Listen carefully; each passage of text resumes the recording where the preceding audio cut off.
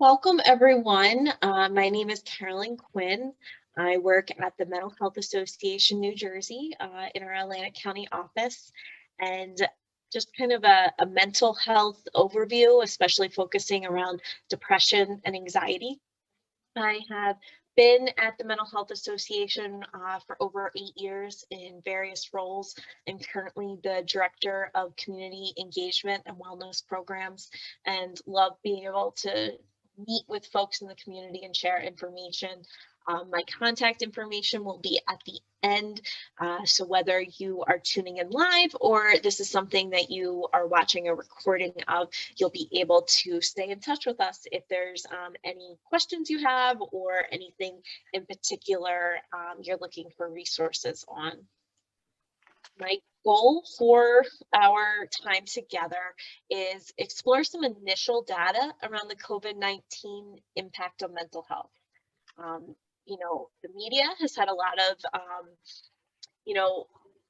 information thinking that mental health is being affected, and I'll tell you what we so far know. I think the bottom line is, since we are still currently in a pandemic, we don't know yet. We've got some thoughts, but there's going to be some long-term impact on probably all areas of life and health, including mental health. To define what mental health and mental health disorders are, really explore some prevalence, identify common signs and symptoms of mental health disorders, and also look at some signs and symptoms of mental health crises, especially looking at suicide. A lot of topics for us to cover in a short amount of time. So please make sure to take care of yourself. And whether you are watching this live right now or a recording, there are 24-hour resources available, but please make sure that you take care of yourself. And if you're not doing okay, let me know if you're, here live with us. We are going to outline some ways to help someone who might be struggling with a mental health disorder and talk about a couple resources. And we're also going to hopefully identify some wellness techniques and strategies to help someone stay well in all aspects of their life. So I'm going to dive right in and ask you, how are you? You don't have to answer, but just take that deep breath. Let out whatever you're thinking about that might have affected you today or in the last week, and just think about, how are you? How are you doing? Not when you see someone at the grocery store at work and you're like, oh, how are you? And you don't expect an answer. Really think about answering yourself, how are you? And when we think about adults reporting symptoms of anxiety or depression, when that question was asked, how are you, in the beginning of 2019, there was about 11% of folks saying, not great. And then we compared that to January of this year, January of 2021. How are you? Truly, how are you? And over 41% of folks said, not good. That is a big change. These findings are, preliminary. They are from the Kaiser Family Foundation. So some good research and methods have been put behind this. So I think I felt comfortable saying to you, folks are struggling. The CDC, the Centers for Disease Control, reported that they're thinking anxiety and depression has quadrupled since the pandemic. So no matter the number, what this data says to me is there's a lot of folks we got to check in on. And it also might be, I need to check in on myself. We've been running a marathon for, we're past the year. And how are we doing? When we think about that, and hopefully you'll get some ideas today of what you can do to really help support yourself. We dove in a little bit further with some research around essential workers versus non-essential workers. Now, this is from June of 2020, so for almost a year ago is this information, but really thinking about depression, anxiety, substance use, even considering suicide in the last 30 days. When you compare essential and non-essential workers, we are seeing essential workers struggling more. So whether you identify in that category of being an essential worker, a loved one, a family member, friend, chances are we all know someone who has been considered an essential worker this past year. And so really making sure that we are asking them how they are and not just using that as a greeting of hello, but truly giving them an opportunity to share if they have been struggling with anxiety or depression. We're hearing about local, sales of alcohol increasing, whether it be a local brewery, a national brewery, or distillery, having sales increase exponentially. Why is that increasing? And that's where we see that increase of substance use to cope with this stress. And the other piece to keep in mind with substance use is way before there was ever a pandemic, we already had folks struggling with substance use disorders. Think about the opioid epidemic. So there's already been some baggage around substance use disorders before we added the stress of the pandemic on, before potentially we added the stress of being classified as an essential worker. I share all of this again, just to remind you to check in with yourself and those that you know. There are essential workers who their mental health is quite good. There are folks that are not essential workers really struggling. So we can only take so much away from these statistics, but it's something to really keep in mind. They believe that there will be at least 75,000 more deaths due to alcohol and misuse of drugs and suicide because of COVID that are not deaths from COVID-19. So we're realizing that the impact of COVID-19 is much, much larger than just the folks that we have lost in this past year.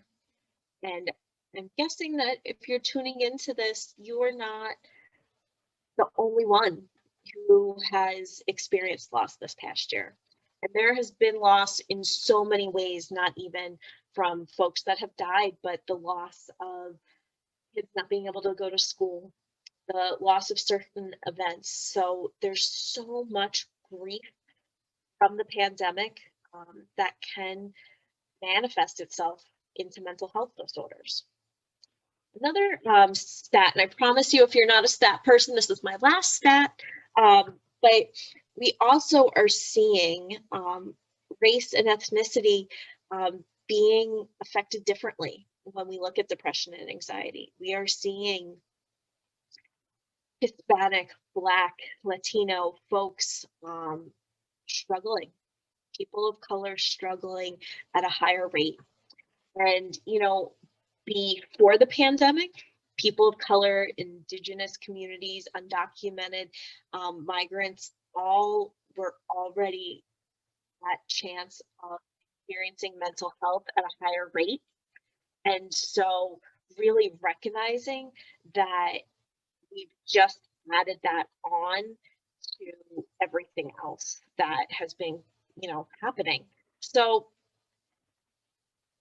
it's just another piece of information to factor in on when you check in with them. And I changed my presentation around just before we started this evening to maybe get some buy-in to why you should stay tuned to this presentation, because we've all been through a pandemic this past year. And if we're looking at almost half of the adults surveyed, dealing with depression and anxiety. Well, there's you and I listening to this right now, and that means that statistically one of us is struggling with depression and anxiety because of COVID. So I hope that, you'll buy into this slide that I was going to start with that says there's no health without mental health. Everyone has mental health. My organization does some work around the crisis intervention training, which is supporting police officers getting some tools and techniques around mental health. And there's nothing like standing in front of a big auditorium of police officers saying, you have mental health, we all have mental health.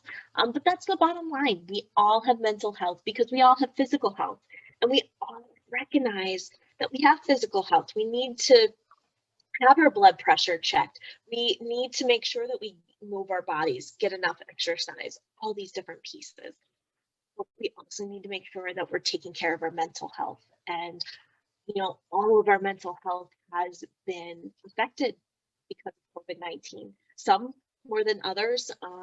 Some folks struggle with mental health way before the pandemic and way after. But everyone needs to check in on their mental health, whether you live with a diagnosable mental health disorder or not. So when I say we all have mental health, what do I mean? And mental health includes our emotional, our psychological, and social well-being. It affects how we think and act. It also helps determine how we handle stress related to others and make choices. Mental health is important at every stage of life, from childhood, adolescence, adulthood, to aging in place. Over the course of your life, if you experience mental health problems, your thinking, mood, behaviors can be affected. Many factors contribute to mental health challenges. There is biological factors. So they have been able to learn that there is brain chemistry, and they talk about, serotonin levels and, being affected. So there's flat out biological differences to folks struggling with a mental health disorder and those that aren't. Life expectancy can affect folks. Thinking about trauma and abuse, there's more and more research going into trauma, especially at a young age. We also see family history of mental health problems affecting generation to generation. Mental health problems are common, but help is available.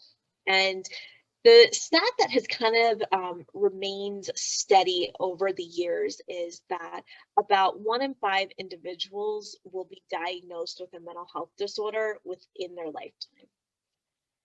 Could that change after our whole world goes through a pandemic? Maybe, maybe not. Either way, though, we all have mental health that we need to attend to, and 1 in 5 is a lot of folks. We all know more than 4 other people, and so again, statistically, 1 in 5 will be diagnosed with a mental health disorder. Mental health problems truly affect everyone, and they're very common. These numbers are from 2014. However, they remain to be consistent. We'll see that overall, like I was saying, 1 in 5 individuals will experience a mental health disorder in their lifetime. 1 in 10 young people, just young people, focus on, experience a period of major depression. I can share personally what brought me into working in this field is my own experience with depression as I started college. And there were many other factors involved, but I fall into that category. 1 in 25 Americans live with serious mental illness. And what these stats are defining as serious mental illness include schizophrenia, bipolar disorder, and major depressive disorder. Schizophrenia is, where someone experiences psychosis and loses touch with reality, and might see hallucinations, experience illusions.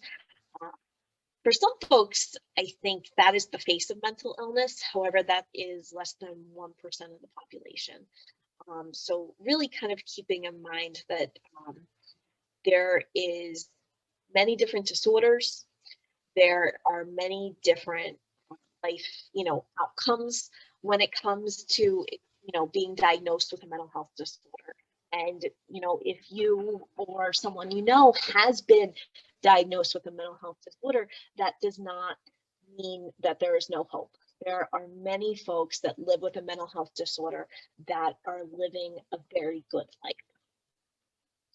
As I said before, we're going to talk a little bit about suicide. And in 2014, suicide was the 10th leading cause of death.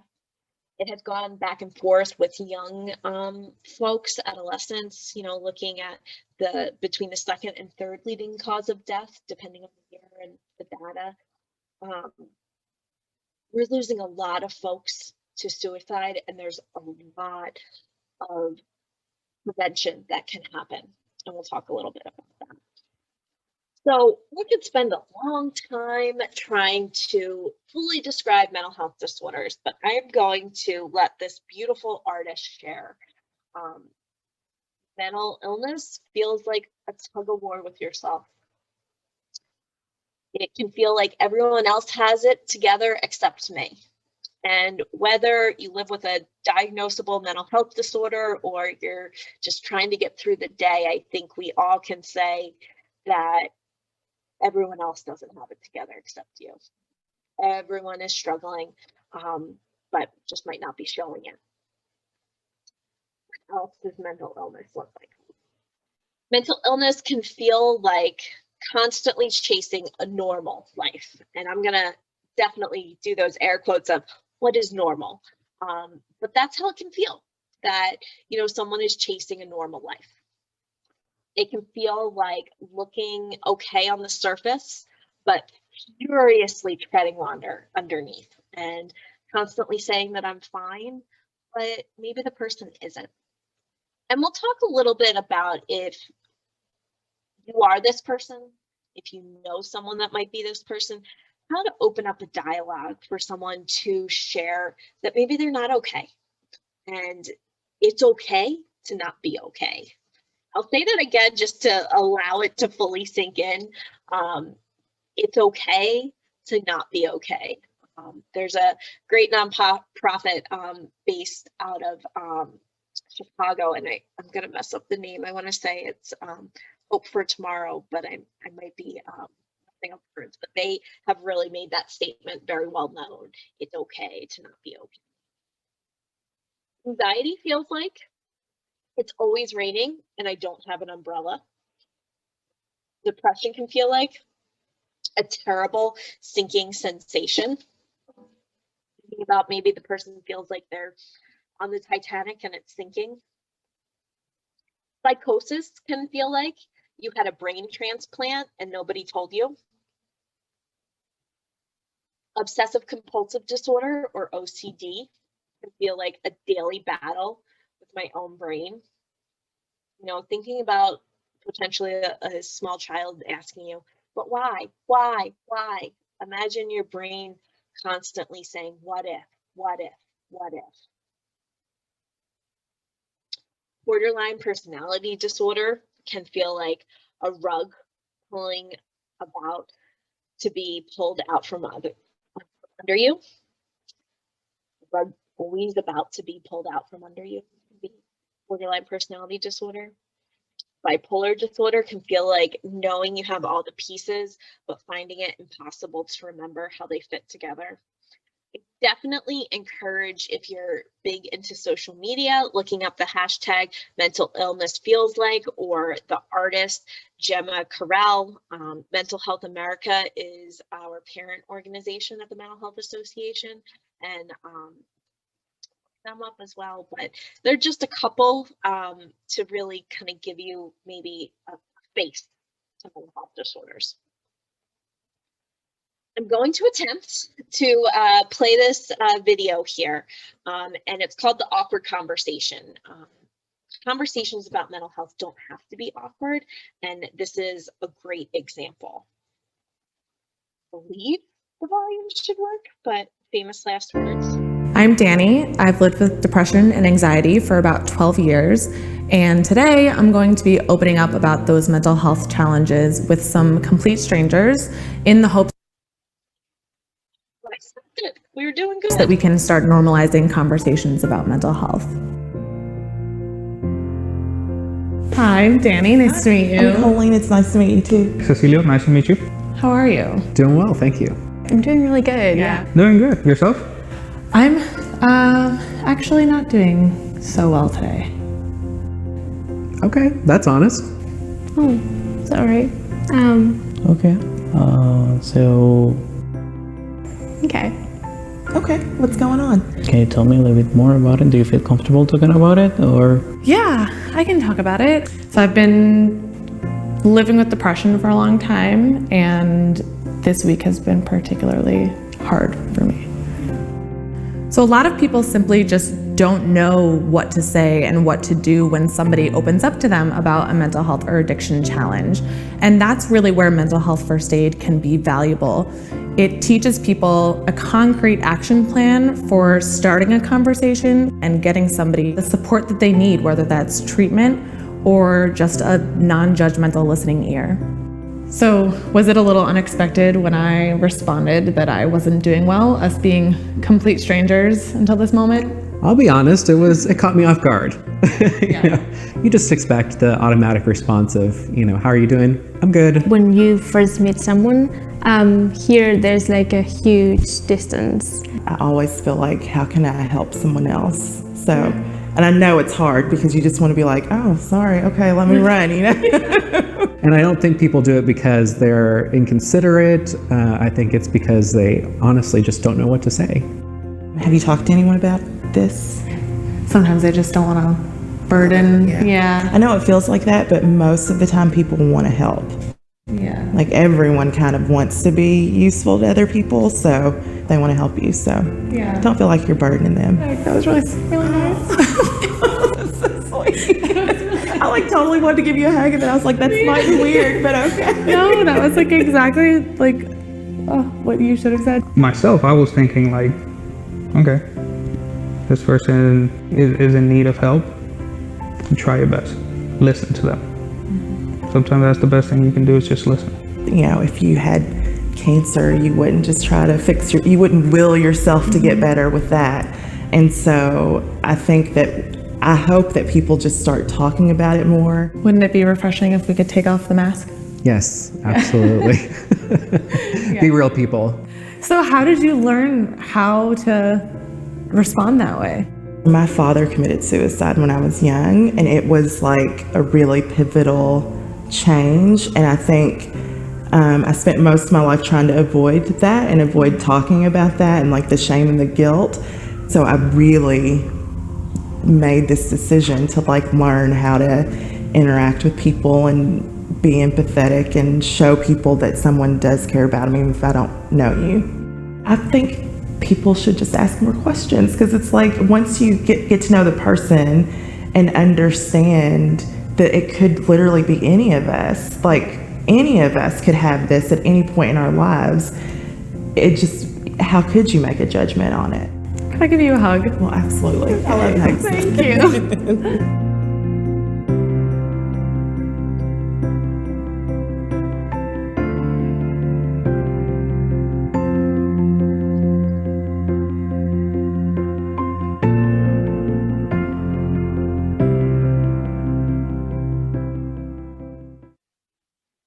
So just a nice short little video. Whether you look into and choose to take mental health first aid or not, I think that there's so much to take away from that video of, again, starting back from when we started this conversation with truly asking someone how they are and being willing to listen and support them in that can make all the difference in the world. And so there is a course called Mental Health First Aid, and I just wanted to provide a resource to all of you. If you're sitting here today thinking, I need some more help on how to deal with this. This is absolutely a great training to look into. They have added some additional ways that you can receive the training. You can do 2 hours online at self-paced, and then either 4 hours in person or 6 hours virtually, as opposed to the traditional 8-hour in-person training, which is also still being offered. Lots of great, pieces to this. I'm a firm believer in it, but I will say what I said at the beginning, whether you take the class or not, really thinking about this video and opening yourself up to having real conversations about how someone's doing in their mental health can make all the difference in the world. Mental health help. If you have a friend, a loved one who is potentially struggling with a mental health disorder, there are ways you can help. Reach out, let them know that you're available. Now, I will add the caveat that don't let them know you're available if you don't feel ready to be available to them. So keeping in mind to keep to what you say, but if you're willing to, give them some time and listen, let them know that you're available. Offer to help them access mental health services. I wish it was easy to access mental health services, but it's not. I will say it's not always easy to find a primary care provider these days either. And it's often harder around mental health. So having someone who is not struggling with mental health, looking and helping them access those services can really make all the difference. Treat the person with respect. As a helper, as someone trying to support someone, don't define them by their diagnosis. There are so many people that live great lives that live with mental health disorders. There's folks doing well that you don't know that live with mental health disorders. It's not a defining feature. And that is one way as a friend or loved one that you can show support. Another thing is talk about mental health. May is Mental Health Month. Share, some things on social media. Talk to someone about today's presentation and really take that opportunity. I am going to show another video. This gentleman is Kevin Hines. He is so inspirational. He does talk about attempting suicide. So please make sure that you take care of yourself, especially if you have been impacted, directly by suicide. And remember, I'm available in the chat if you're watching this live, or if you're watching this recording, there are tons of resources, including the Suicide Prevention Lifeline number, which is included in the description of this recording, and also I'll share it in a couple minutes from now. Fingers crossed this works just as well. At the age of 17, I developed bipolar disorder, a very severe form. It nearly cost me my life and nearly destroyed my family.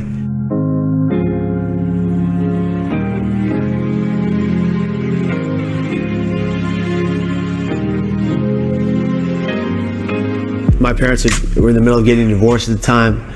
It was a tumultuous time for my life as a teen, and I believed that I was the only one under that cloud.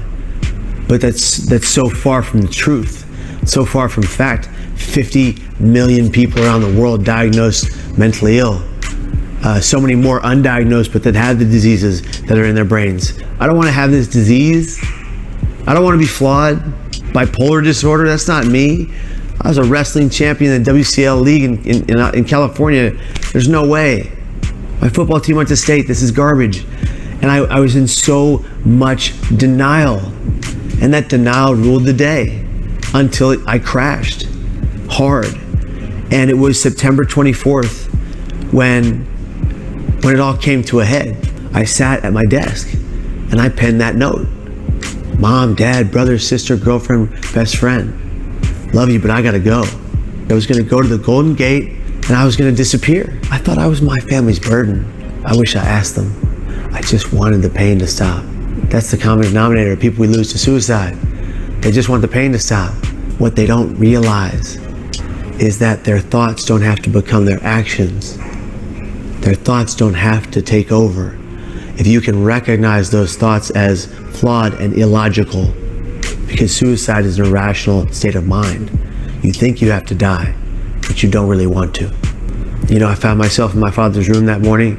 I startled him awake. He looked at me, said, "Kev, what's wrong?" Like with parental instinct. I said, "Nothing, Dad. I just want to tell you that I love you. It's for the very last time." And, you know, he goes, "I love you too, Kev. But it's 6 in the morning and I don't gotta be working till 9. Go back to bed." I walked around to the other side of the bed. I sat on the carpeted floor and I rocked myself back and forth in tears, begging myself to tell the one man who loves me the most in the world the truth. But the voice in my head said, "Be quiet, Kevin, you have to die." And that's what took me to the Golden Gate that morning. I took a bus there, and on that bus, all I wanted to do was scream and beg for help and live. But the voice became so loud. I sat on that bus in the back row, middle seat. I'm crying my eyes out like a baby, mucus dripping from my nose. People staring at me now. Then I'm yelling aloud at the voices in my head. I desperately wanted someone to say, "Are you okay?" I would have told them everything.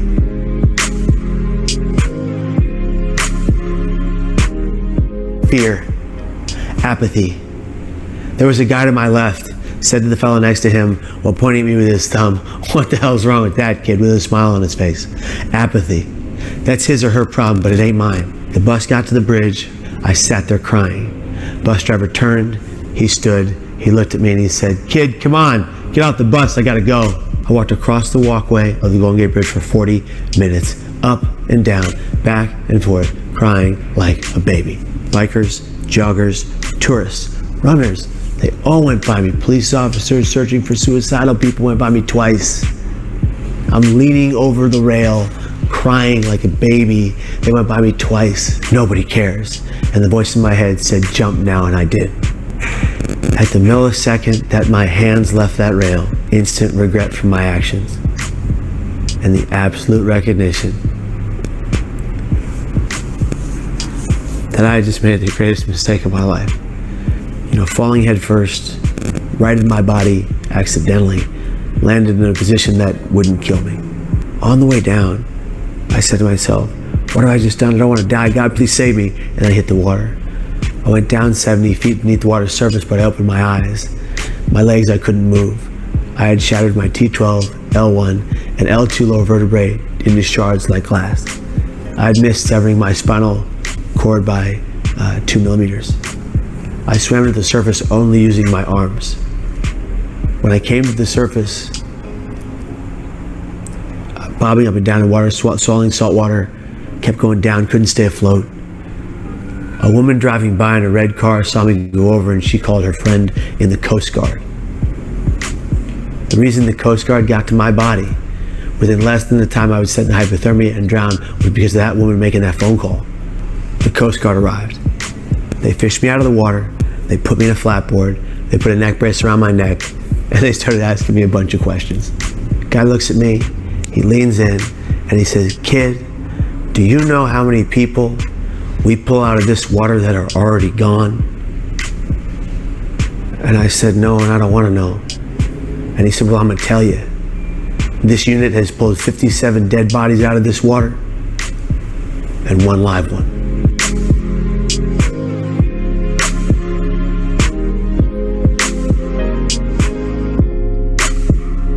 I looked up at my dad and I said, "Dad, I'm sorry." And he looked down at me and with great conviction he said, "No, Kevin, I'm sorry." And waterfalls flew from his eyes. He put his hand on my forehead and he said words I've never forgotten. "Kevin, you are going to be okay, I promise." And that got me through the night. Now I had this opportunity to recover.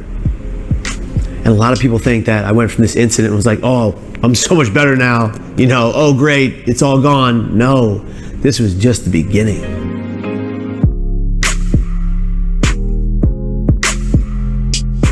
In the first 3 psych ward stays, involuntary, forced in against my will.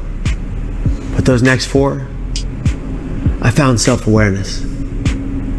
I found the ability to say, I'm going to accept that I have this disease. I'm gonna fight it tooth and nail. I'm gonna beat it one day at a time. And that's what I've been doing. Exercising every day, eating healthy most days, educating myself about bipolar disorder, being able to utilize all of those things, work them into a regimen, a routine that helps keep me here. The common denominator of recovery from mental illness is routine. There are so many things we can do that are not clinically based for all the people that don't get clinical care. If you can train your body and your mind to wake up at the same time, go to bed at the same time, take your pills at the same time if you're on medication, which helps some people and not all. Train your body and mind to eat at the same time, roughly within a 2-hour period every day. Work out even as simple as 23 minutes a day, that leads to 12 hours of better mood. Your 8-second hugs wherever you can. 8-second hugs release endorphins in the brain that make you feel better. I thought that I had one chance, one choice, and one burden to take care of. I had to die. And I was wrong. Learn from me. Know that your thoughts don't have to become your actions. You were not meant for this world to leave it by way of suicide too soon. But one thing you can never do, one thing you should never do, is silence your pain. I silenced my pain for years. I buried it deep down inside me like so many people do, and I lost myself. And it came out in a burst of rage against myself that led me to attempt to take my life. I want you to learn from me. Suicide is not the answer, and you deserve to be here for you. But your pain is valid, your pain is real, and your pain matters because you do. No matter what you think about how you aren't valued or you're worthless, it's not the truth. You have to find a way to turn back to logic. Logic says that I do get to live, you matter, you're beautiful, we need you. Please, be here tomorrow.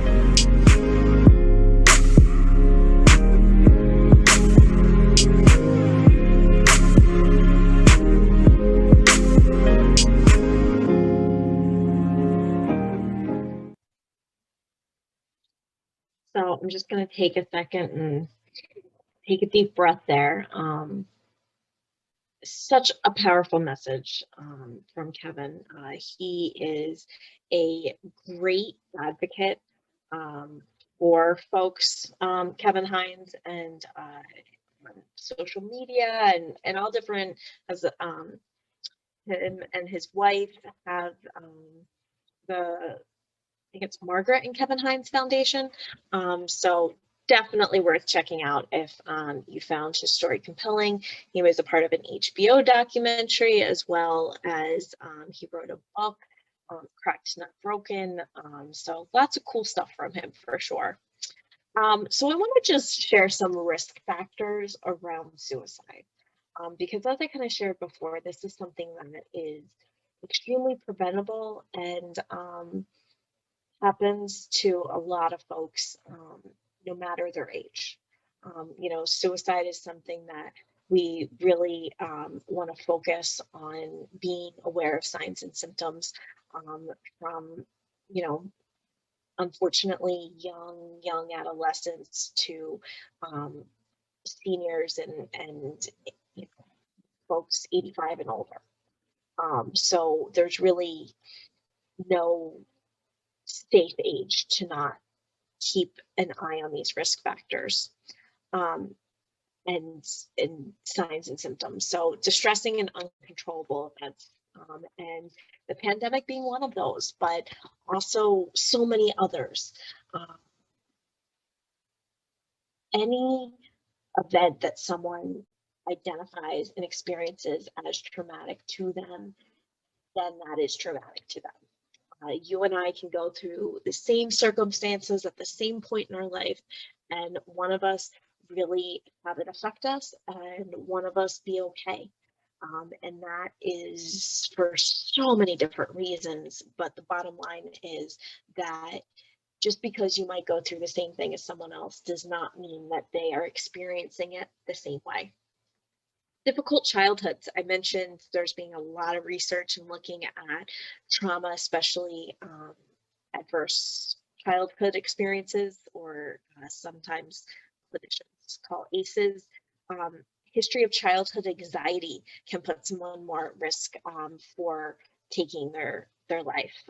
Another mental illness can put someone at risk of developing other mental illnesses. There are co-occurring pieces, as well as the risk for attempting suicide. Previous episodes of depression or anxiety, family history, overall more sensitive emotional nature, illness that is life-threatening, chronic, or associated with pain, medical conditions, side effects to medication. Think about all of those commercials, and suicide is one of those side effects.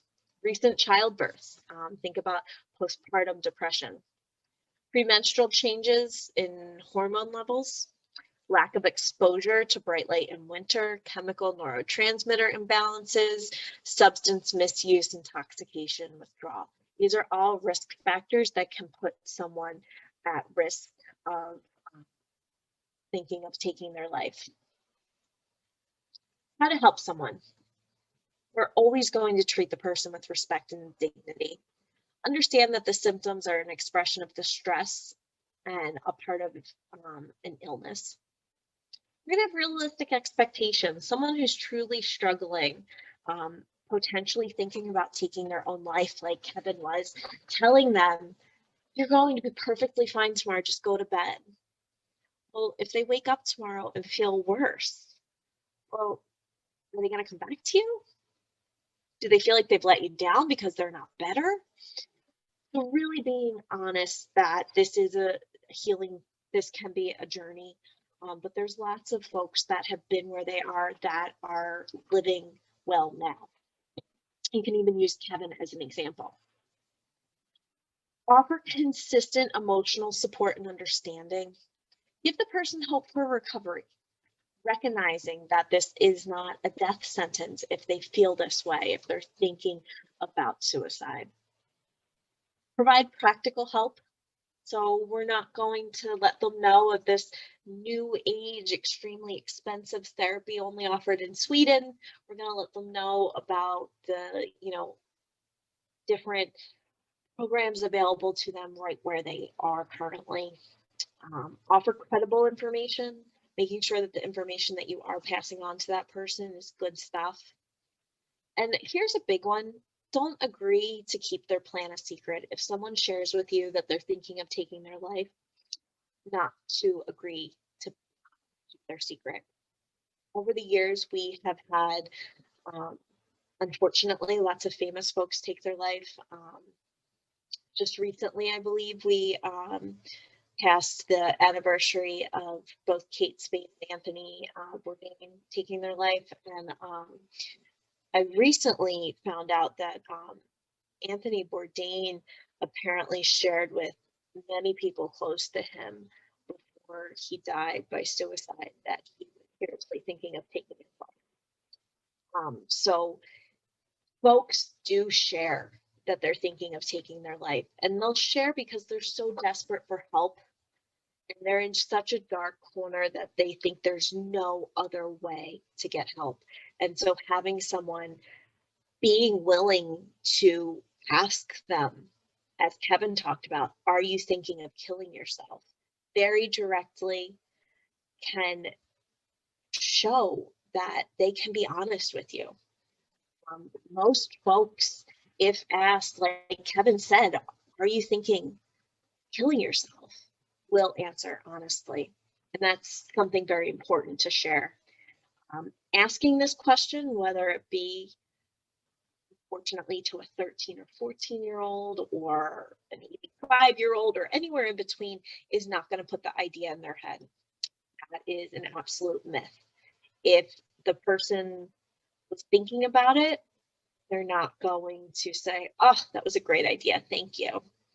And if they weren't thinking about it, they're just going to be like, wow, someone cared enough to ask me that. Like, that's not easy. Okay. But they care about me. So it's very challenging. There are special trainings focused on the signs and symptoms of suicide and what to do about it. I am literally spending less than 10 minutes on this when we could spend days, weeks. But there are some good evidence-based 2-hour trainings on it. QPR is one of them. Question, persuade, refer. So let me know if that's something, excuse me, that you're interested in. Most importantly, the resources out there. Kevin's video shared this, but the National Suicide Prevention Lifeline, it is 24/7. Unlike calling your credit card company or Comcast, you were talking to someone immediately. They're always available. So if ever a question of what to do about someone or you yourself could use help, definitely want to call this number.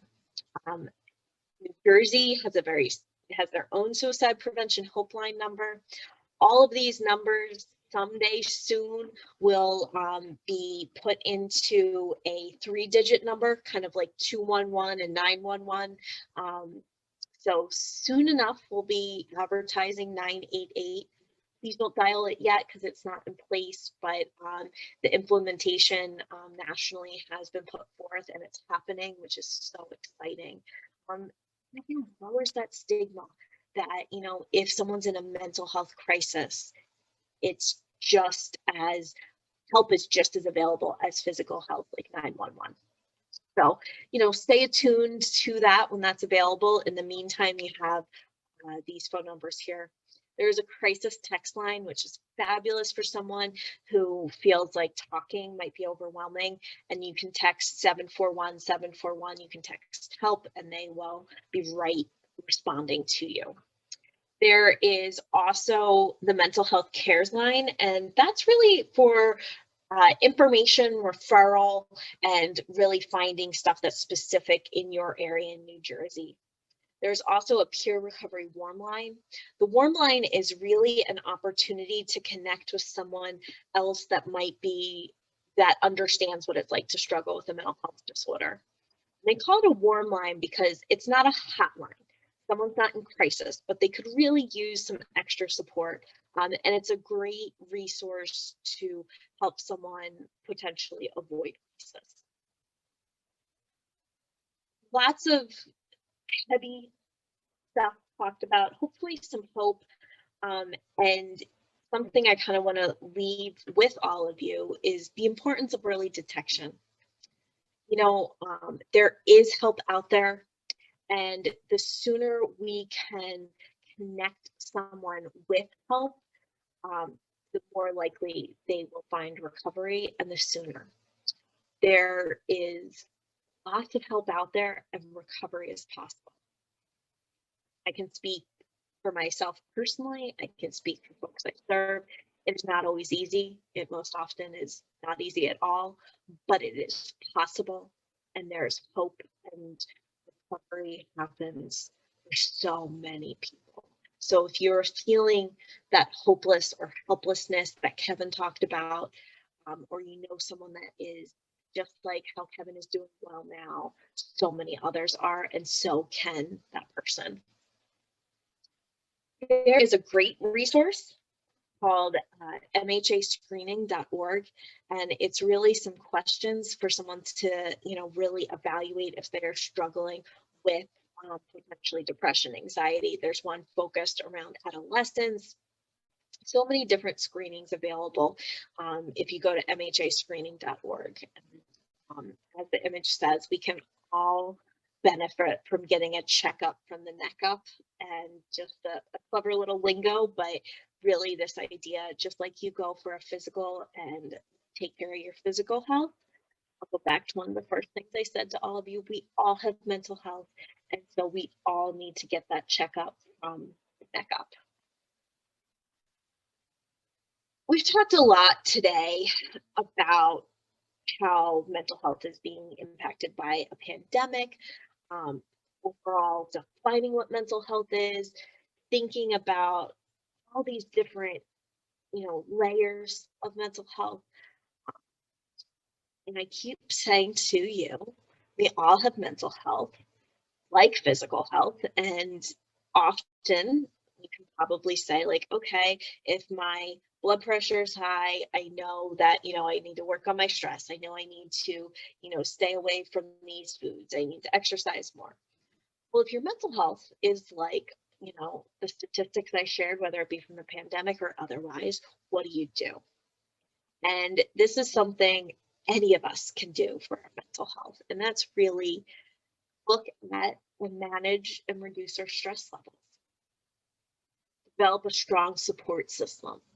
Have a good support system. And it's to develop a strong support system. It's not about having people to help you. It's also feeling needed and to help other people.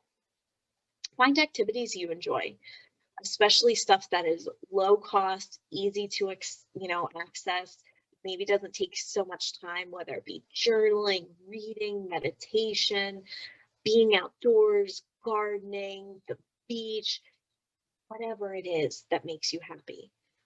And I'm sure a couple of those things you said, oh, that would be nice, and then thought, oh gosh, I would hate to do that. Figure out what works well for you. And just like if you have a headache, you're probably going to pull for Tylenol or Advil or aspirin or whatever. If you have a stressful day, are you pulling for the bubble bath? Are you making sure that you do some meditation or exercise or call a friend? It needs to be as automatic. Pull from these activities you enjoy. Make sure you're doing this self-care. Get enough sleep. And notice it doesn't say get 8 hours of sleep, get 7 hours, 9 hours. Get enough sleep for you. And you know what that means. Exercise regularly. Move your body.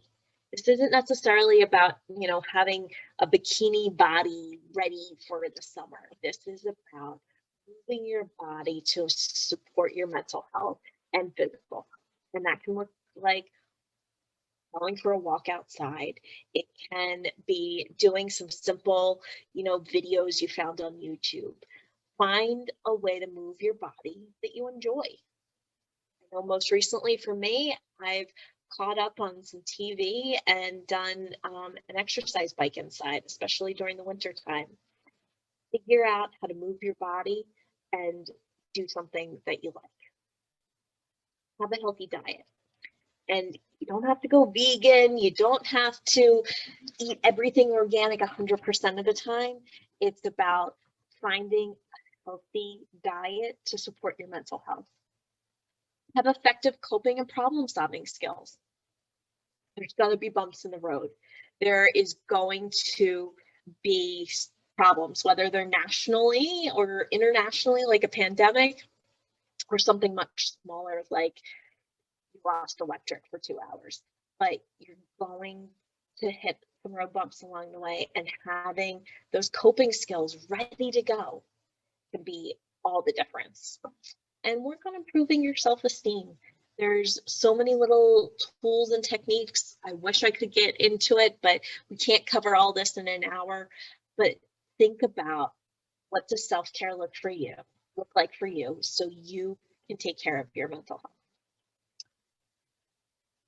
So I know we kind of looked at this in the beginning. I hope that you feel like we took some time to look at the initial data around COVID-19 and the impact of mental health, looking at and defining mental health and mental health disorders and some prevalence, identifying some common signs and symptoms of mental health disorders, along with what mental health crisis looks like, outlining some ways to support someone if they are struggling with a mental health disorder, and identifying some wellness techniques that both you or someone who's struggling with a mental health disorder can benefit from. So I wish I could have spent more time on each of these topics, but I think I gave you just a quick intro.